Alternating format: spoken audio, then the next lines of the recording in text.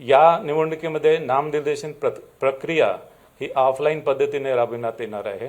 विविध राजकीय पक्ष आणि उमेदवार यांच्या मागणीनुसार नामनिर्देशन प्रक्रिया ही महानगरपालिकेच्या निवडणुकीसारखीच जिल्हा परिषद पंचायत समिती निवडणुकीमध्ये सुद्धा ही प्रक्रिया ऑफलाईन राबवण्यात येणार आहे।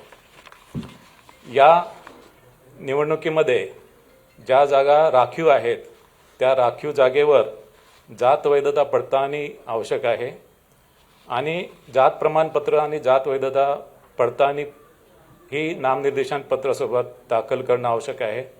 मात्र एखाद्या उमेदवाराकडे जात वैधता प्रमाणपत्र नसेल तर त्यांनी जात पडताळणी समितीकडे केलेल्या अर्जाची सत्यप्रत किंवा त्याच्याकडे अन्य कोणताही पुरावा असेल की त्यांनी अशा जात पडताळणी समितीकडे अर्ज केला त्याची प्रत त्यांनी सादर करणं आवश्यक आहे। मात्र निवडून आल्यावर त्याला 6 महिन्याच्या आतमध्ये जात वैधता प्रमाणपत्र सादर करणं आवश्यक राहील आणि 6 महिन्याच्या आतमध्ये त्यांनी जात वैधता प्रमाणपत्र सादर नाही केलं तर त्याची निवड ही पूर्वलक्षी प्रभावाने रद्द होईल।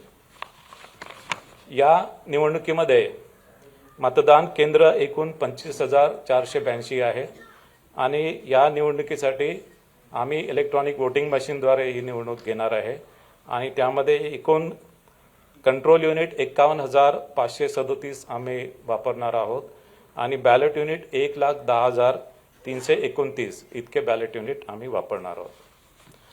या निवडणुकीमध्ये एकूण मतदान केंद्र हे 25,482 असतील आणि या सर्व मतदान केंद्रावर अश्युअर्ड मिनिमम फॅसिलिटी वीज, पिण्याचे पाणी, सावलीची सुविधा, शौचालयाची व्यवस्था या सर्व करण्यात आलेले आहे। याशिवाय काही मतदान केंद्र हे आदर्श मतदान केंद्र म्हणून निर्माण केल्या जातील आणि काही मतदान केंद्र हे पिंक मतदान केंद्र असतील। पिंक मतदान केंद्रावर ज्यामध्ये महिला मतदारांची संख्या जास्त आहे असे मतदान केंद्र हे पिंक मतदान केंद्र असतील आणि त्यामध्ये सर्व निवडणूक कर्मचारी, अधिकारी आणि सर्व सुरक्षा कर्मचारी या महिला असतील।